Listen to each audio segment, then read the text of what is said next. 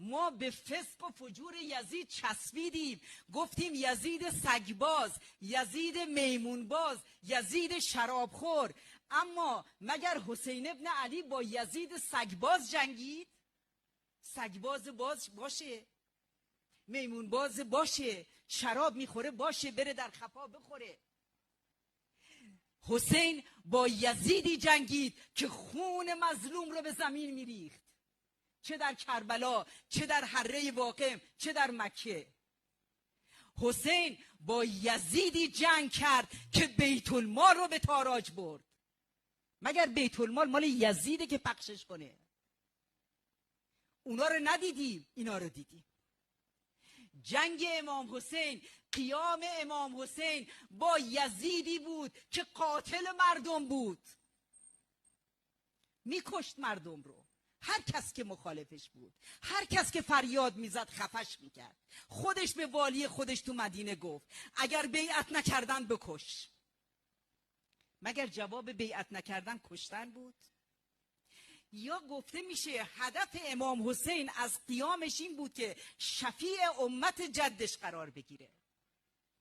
چقدر کوچیکش کردی. گناه بکن اشکال نداره، اشک بر امام حسین بریز بخشیده میشه. این بود؟ برای این جان داد؟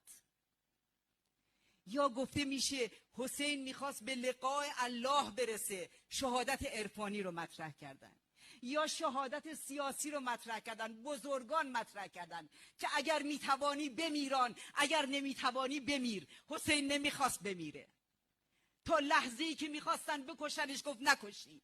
خون مظلوم که به زمین ریخته بشه خدا نمیگذره، خدا از خون مظلوم نمیگذره. ممکنه یک زمان بگذره ولی خدا تقاص خون مظلوم رو میگیره. خودش گفته میگیرم و میگیره. اهداف امام حسین رو خیلی کوچیک کردیم. حسین رو گرفتیم با گریه زاری. مگر حسین کشته شد تا براش عزا بگیریم، هر سال عزا بگیریم، همه خونه ها بشن عزاخانه، همه جاها اینطور بشه؟ باور کنید این افراط در عزاداریه. امام اینو نمیخواست. یا بدتر از اون گفتیم حسین شفیع پیامبران الهیه، پیامبران الهی که همه اینها امتحانها پس دادن. تو قرآن بخونید ابراهیم خلیل رو گفتیم حسین شفیعشه. ابراهیم خلیل پدر ایمانه. امام حسین رو از امام حسن بالاتر دونستیم. حسن امام بر حسینه، حسین وصی حسنه.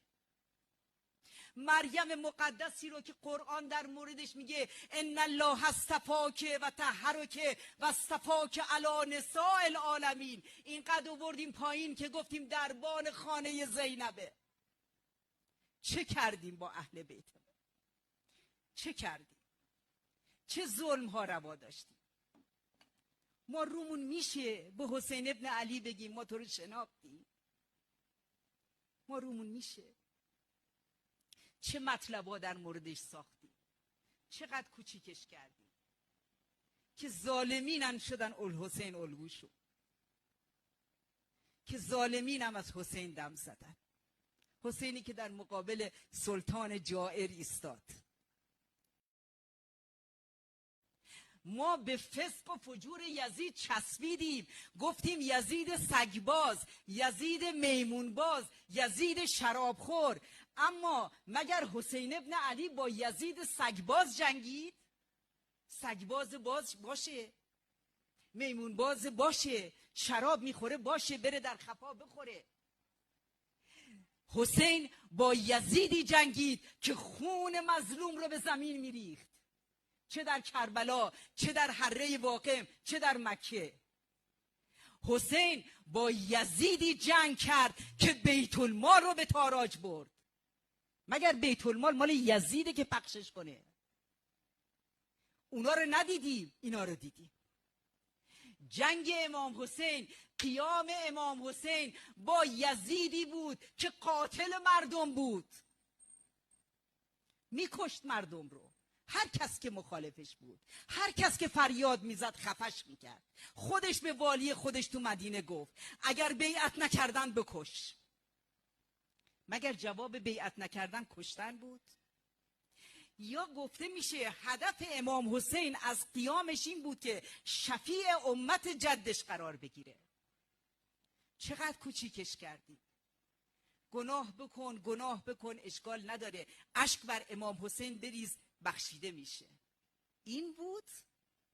برای این جان داد؟ یا گفته میشه حسین میخواست به لقاء الله برسه، شهادت عرفانی رو مطرح کردن، یا شهادت سیاسی رو مطرح کردن، بزرگان مطرح کردن که اگر میتوانی بمیران، اگر نمیتوانی بمیر. حسین نمیخواست بمیره، تا لحظه‌ای که میخواستن بکشنش گفت نکشید.